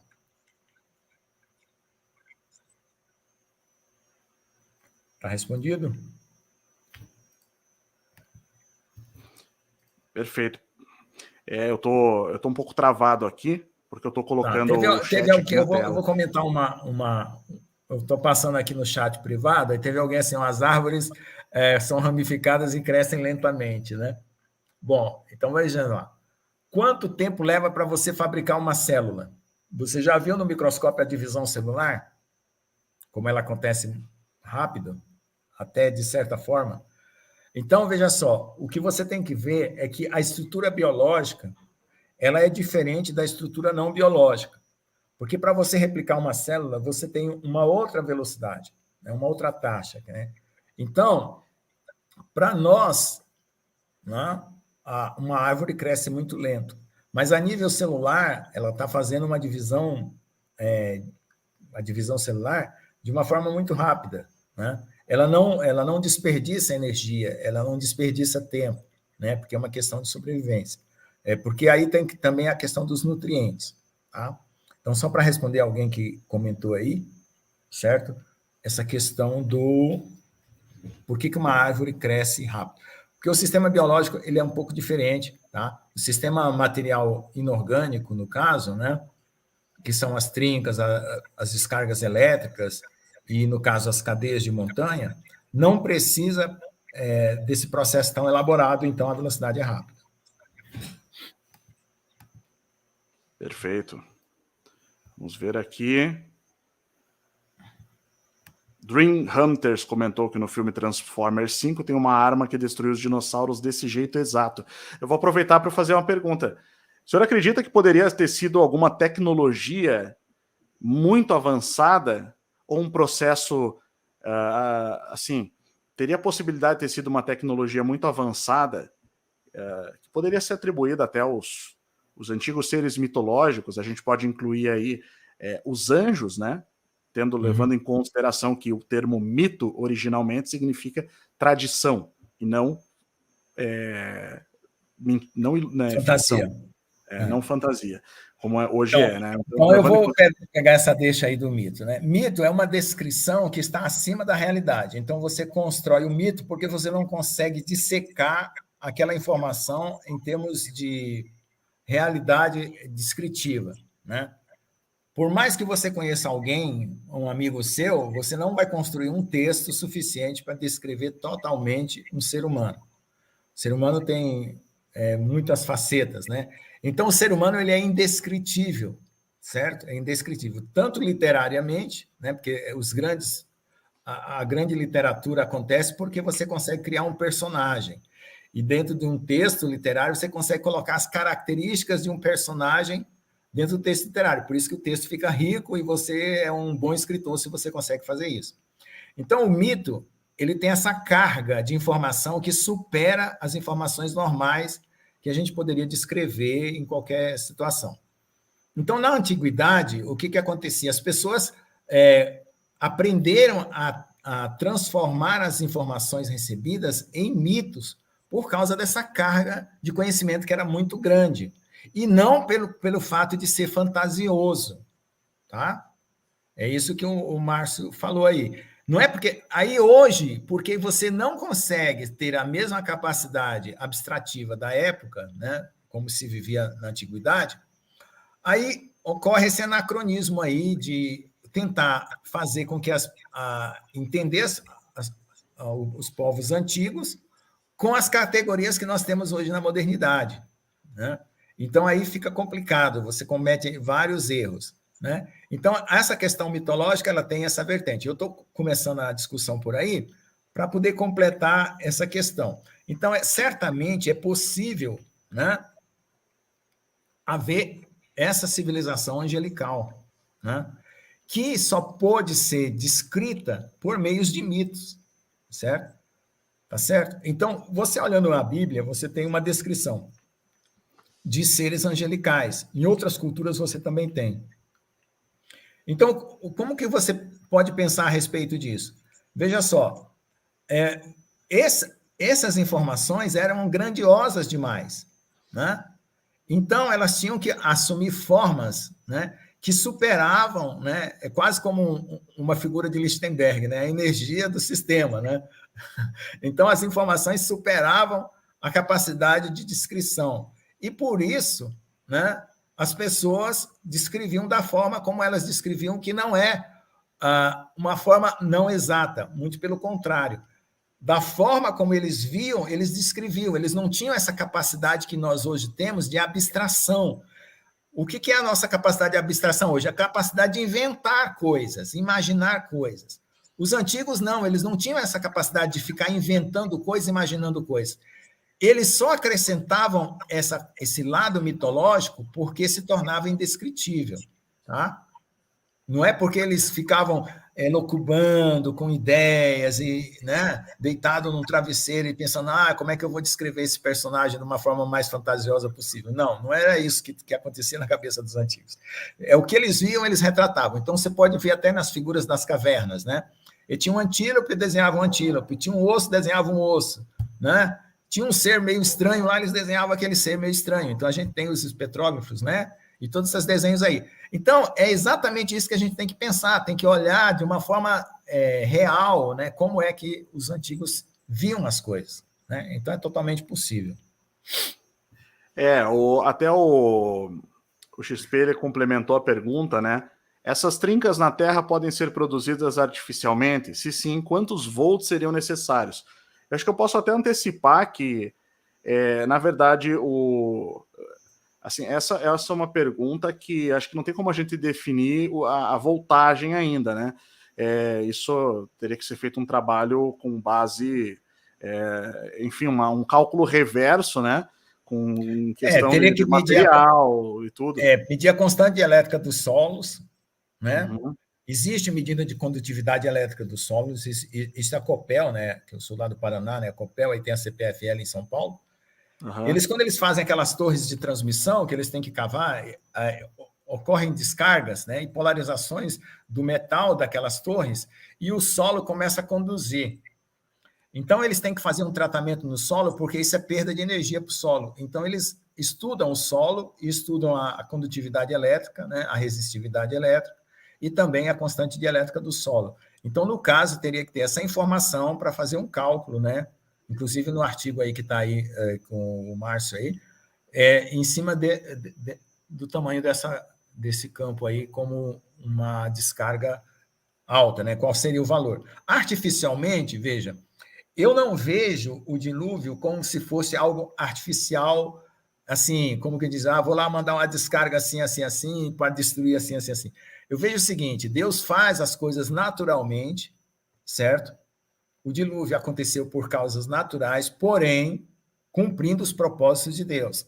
Ou seja, usando-se da própria natureza, né, o dilúvio aconteceu obedecendo às próprias leis da natureza. Ou seja, a única coisa é que a informação daquilo, né, veio instantaneamente, ou seja, do dia para a noite, né, e cumpriu os propósitos de juízo de Deus contra os Néfilins, né, que vocês já conhecem bem essa história aí. Eu não sei o que o Márcio fala no seu curso da história lá, eu achei curioso, né? A história do Brasil, que é uma coisa curiosa, eu tenho até um livro aqui que eu não sei se ele conhece. Deixa eu ver. A Antiga História do Brasil, do Ludwig Schönwagen. Sim, com certeza. Esse é um dos primeiros livros que a gente mostra já de cara no curso. Pode mostrar. Eu agora fiquei curioso em fazer também o curso aí com você, né? A história do Brasil. E aí aquela outra história a história do mundo, né? Como é que é o nome do curso lá? A outra história do mundo. Deixa eu mostrar uma coisa aqui, ó. Esse livro aqui, se você leu esse livro, se o senhor leu esse livro do Ludwig Schönhagen, ele cita esse livro aqui, As Duas Américas, do Cândido Costa, de 1900. Isso aqui é uma raridade. Eu tentei encontrar esse aí, não achei, não. Mas tem vários livros. Na verdade, até o início do século XX, os historiadores traziam essa versão, e não é só na época do final do século XIX para o século XX, isso é desde o descobrimento. Tudo que é falado, Salomão no Brasil, fenícios no Brasil, gregos no Brasil, sumérios no Brasil, egípcios no Brasil, cartagineses, celtas, tudo isso é falado, não é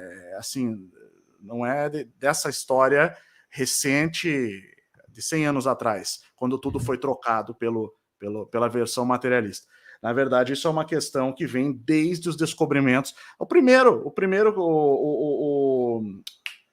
O Carvajal, que foi o Gaspar de Carvajal, que é o primeiro espanhol ali, junto com o Francisco Orellana entrando na Amazônia, já fiz live sobre isso, ele se depara com mulheres brancas, altas e bem maiores que os índios, liderando os exércitos dos indígenas que os atacaram, para impedir que eles avançassem rio adentro, quando eles descobriram o rio Amazonas. Isso está nas obras deixadas pelo Gaspar de Carvajal. Então, gigantes da Patagônia, desenhados nos mapas, dos principais cartógrafos, ali não me lembro se está no do Mercator agora, ou se é desse que eu citei no último vídeo, me fugiu o nome agora, que também era amigo do Mercator, era influenciado pelo Mercator. Então, não é o Judocus Rond, são tantos, mas bom, olha, tá sensacional, é um trabalho que só de aulas ali já deve estar beirando tem mais de 120, 110 aulas colocadas, ou 115, e ainda tem muita coisa para fazer, sabe? Tem muita aula para colocar ainda, porque é um assunto inesgotável. Quanto mais a gente cava, mais a gente encontra. É impressionante. Assim como nesses assuntos que a gente está abordando aqui, né? Quando a gente está na direção certa, as evidências aparecem. Esse que é o ponto, né? Na pesquisa científica, a mesma coisa. É. Quando eu estava fazendo os modelos de fratura, parecia que nada ia encaixar. De repente, tudo começou a se encaixar. Então, é bem isso mesmo, né? Então, eu achei interessante, porque essa outra história do mundo aí que você falou, ela vai realmente colocar essas situações, né, que a gente comentou, né, sobre como aconteceu esses fenômenos e por que aconteceu, né? Que é aquilo que nós não falamos, né? Por que isso veio acontecer, né? Simplesmente foi um acidente natural, né? O dilúvio é um acidente natural ou teve um juízo, né? Então, nós temos aí várias situações na história da humanidade que a gente pode isolar, né, a questão espiritual do fenômeno, né, e olhar só do ponto de vista material. Mas quando você pensa que houve um juízo, né, exatamente porque houve essa hibridização de seres, né, uma mistura que não deveria ter acontecido, então aí você começa a perceber que Deus realmente executou algo porque estava ferindo a natureza, né? E atualmente a gente vê a história se repetir novamente, né? Até alguém falou assim, o Lucas tem que falar pelas bordas, senão vão caçar ele. Então, vamos ver até que ponto a gente pode falar isso, né? É um assunto, assim, a gente vê que existe, dependendo do que vai falar, há uma perseguição, até não precisa nem ser cientista para sofrer perseguição. Imagina alguém com gabarito acadêmico que o professor possui, né? Então, eu vou passar, eu vou deixar para o final, no final eu vou passar aqui os temas que serão abordados na outra história do mundo, porque é exatamente isso. O primeiro é esse, Deus, mitos e deuses, a saga dos Elohim, porque é um plural, né? Elohim. Então a gente já começa aí, porque não tem como você sair do transcendente. Quando a gente fala né, como o professor mencionou, existiu não lembro qual foi o termo que ele utilizou para os anjos, uma comunidade angélica, um povoamento, uma civilização angélica. Evidentemente que e nós estamos sendo observados, né? Eles trabalharam muito. Quando a gente fala assim, Deus que fez, é porque é preciso entender a linguagem, né? Quando na questão bíblica ou na questão mitológica, quando você vai falar a respeito do outro lado, então e aconteceu nesse processo, pode ter acontecido. Agora, será que nós vamos chegar ao ponto de conseguir provar isso cientificamente? Será que pra gente... Jeremias 33:3 fala, né? Pedia grandes coisas e eu te revelarei. Então... Mas a questão é a seguinte, você vive, a base de tudo que você vive é provado cientificamente? A sua vida é construída totalmente, quer dizer, o ser humano normal, tudo é provado cientificamente ou você tem que acreditar em algumas coisas para continuar vivendo? Então, essa questão da prova científica, ela é complicada, você não consegue provar tudo. Eu consigo provar coisas da fratura, mas eu não consigo provar nada de cosmologia, então eu tenho que acreditar no outro, né? E a gente, mesmo com toda a ciência que existe, nós temos que acreditar em algo, né? Acreditar que o chão que está agora aqui, que eu estou pisando não vai rachar e eu não vou ser engolido nesse exato momento, né? Eu não tenho nenhuma certeza científica que o chão não vai rachar agora, né? E que eu não vou ser engolido, mas eu acredito que eu vou continuar até o fim dessa live. Então, nós temos vários suportes na nossa vida que não são científicos, né? Que são da experiência e da própria realidade, que não precisa dessa prova científica. A gente precisa da evidência, né? Eu tenho evidência de que até agora não houve terremoto aqui na minha casa, não abriu o chão, eu não fui engolido. Então, eu continuo vivendo por essa evidência. Então, o que acontece? O nosso raciocínio ele pode ser construído em termos dessas evidências. O que você tem que fazer é ir podando ele conforme a realidade é confrontada. Se você começa a assumir que algo é aquilo porque você quer que seja aquilo, aí você já não está sendo honesto intelectualmente, como você falou. Se as evidências te contradizem, você começa a reformular o seu esquema. Mas não jogue fora as evidências, né? O que está acontecendo hoje é que a ciência ela está sendo um consenso, né, que contradiz evidências. Por quê? Porque ela está baseada em interesses, em primeiro lugar, porque a sociedade ela é econômica, né? O que dá dinheiro é o que é colocado para todo mundo, não é o que é verdade, mas é o que dá dinheiro, né? Então, aí, só pelo fato de ser economicamente válido, né, se torna verdade, muitas vezes não sendo. Esse é o problema. Eu estava procurando um livro para mostrar exatamente isso, que é aquele, se a gente partir para esse lado da desconstrução da realidade e substituí-la por uma ficção, a gente vai entrar numa situação orwelliana, né, de George Orwell, 1984. Eu tenho ele aqui, mas não estava localizando agora.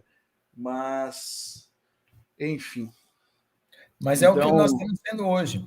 As pessoas estão consumindo, né, uma informação que está sob controle porque tem uma vertente econômica de um produto a ser vendido e não de uma realidade a ser vivida.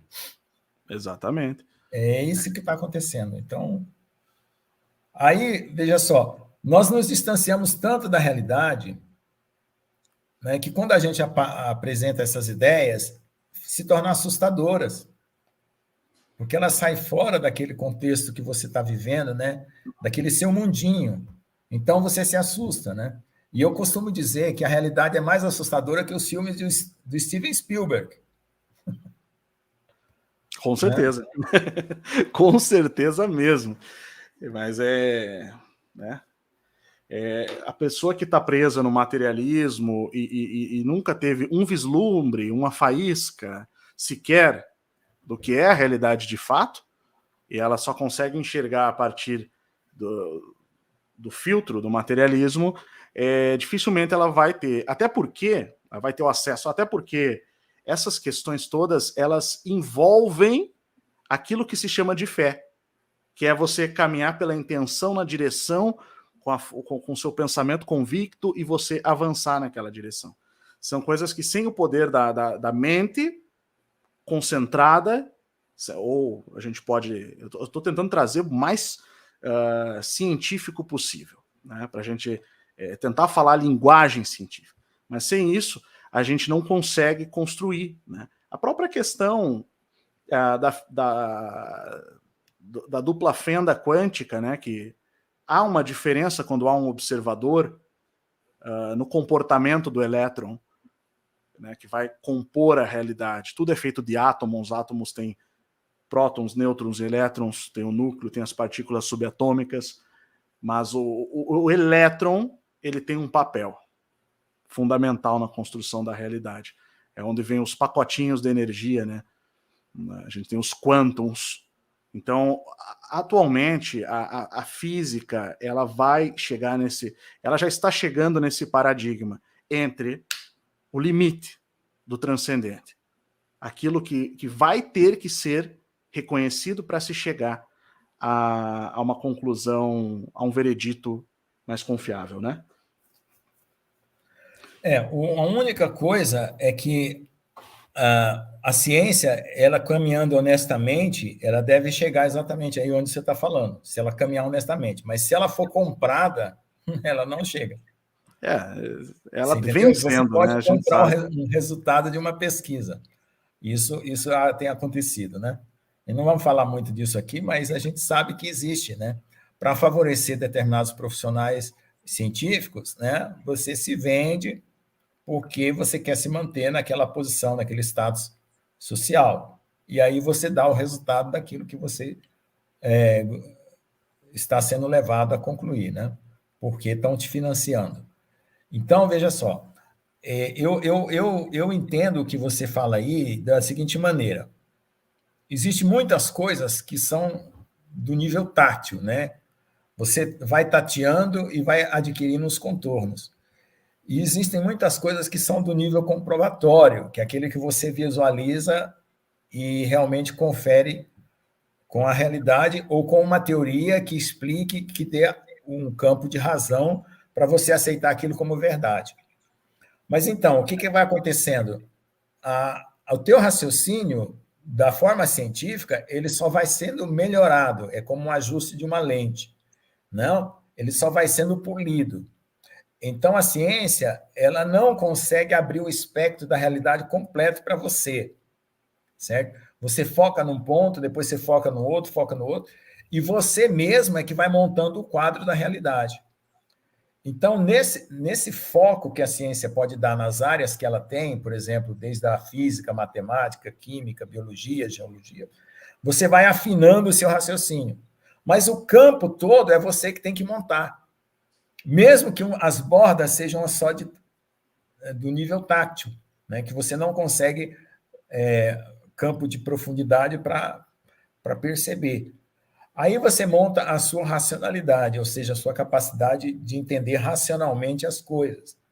Mas aí veja só, tem uma cena muito bonita no filme do Indiana Jones, que eu gosto muito, que é quando ele tem que andar sobre uma ponte invisível, certo?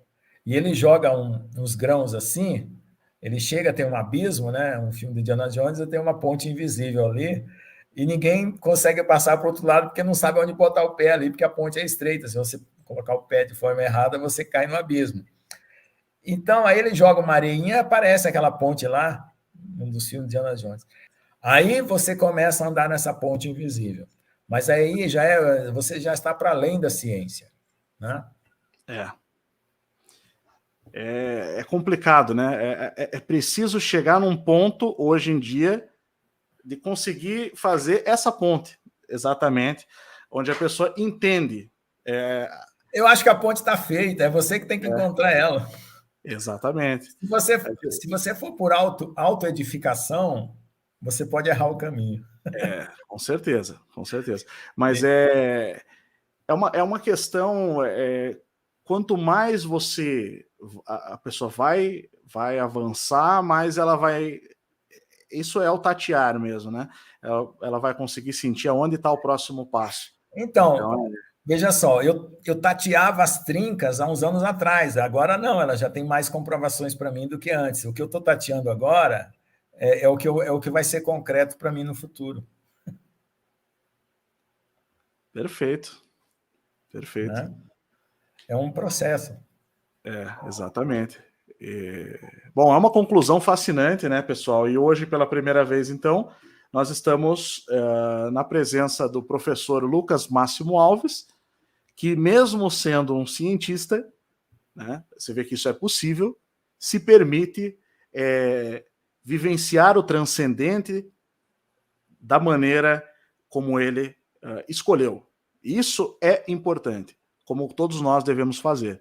A gente não pode, como ele disse no começo dessa live, nós não podemos. Qual foi o termo que o senhor usou mesmo? Eu não deixei me mutilar. Isso. A gente não Ninguém pode. me mutilou, porque mutilação é cortar membros, né? Então, Exatamente. eu podia não ter uma mão, não ter um braço, não ter uma perna, né? Por algum Sim. acidente de mutilação, mas intelectualmente também e espiritualmente também. Então, quando você entra dentro da universidade, existe uma triagem, não sei se é essa palavra, porque triagem é classificar em 3 níveis, né? Mas existe uma seletividade de ideias, né? Onde que você não pode ser espiritual. Você não pode dar vazão à visão espiritual da natureza, à visão espiritual das coisas. Então, você tem que passar por um encaixotamento. E aí você aceita isso, a troco de um diploma. Você se vende a troco de um diploma. Então, como eu falei para você, né, se eu tivesse um filho hoje, ele não iria para a universidade, ele iria estudar toda essa biblioteca que você tem aí atrás de você, né, uma equivalente que eu tenho aqui, porque isso é que vai fazer você realmente ser livre, sabe? É a sua iniciativa, é o seu prazer em buscar aquilo que realmente você gosta de estudar, né? A universidade é um diploma, você precisa de um emprego, claro, você precisa trabalhar, mas não, você pode ser um cientista sendo, às vezes, vamos dizer, um frentista de posto de gasolina. Porque não é para os outros, você tem que fazer aquilo para você, em primeiro lugar, né?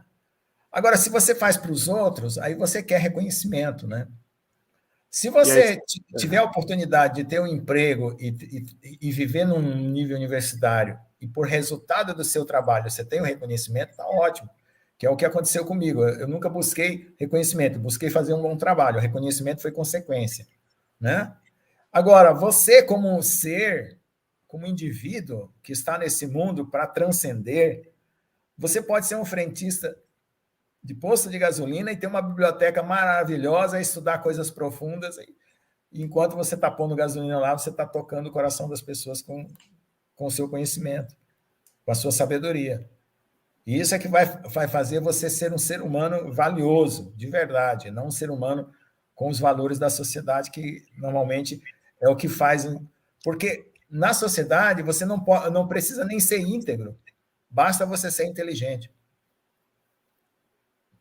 É por isso que nós estamos no ou esperto, ou esperto, né? Por isso nós estamos no pé que estamos, né? Exatamente. Então, são virtudes, né, que precisam ser resgatadas, são entendimentos que são, muitas vezes, até básicos, no sentido de que eles são basilares, mas que nós fomos, como diz, né, construindo sobre a areia ao longo dos anos aí, como sociedade. E nós precisamos iniciar ou continuar essa tentativa de reversão desse processo, que é isso que nós fazemos, né? Tanto no Além da Nuvem, quanto no Instituto Licentia. O pessoal fala, mas qual que é a diferença? Só aproveitando, né? A Rô tinha pedido para eu dar esse recado também, minha esposa. O Além da Nuvem, pessoal, ele é o nosso meio de comunicação. O Instituto Licentia é onde nós fazemos os nossos estudos profundos. É a nossa academia, tá? A nossa academia é o Instituto Licentia. O Além da Nuvem é a nossa rede de comunicação. Então, essa é a diferença. E assim, é o que nós precisamos, né? Que mais pessoas façam, que mais pessoas busquem, que mais pessoas divulguem. E, basicamente, é isso mesmo. Até lá, até o próximo vídeo e uma boa noite a todos.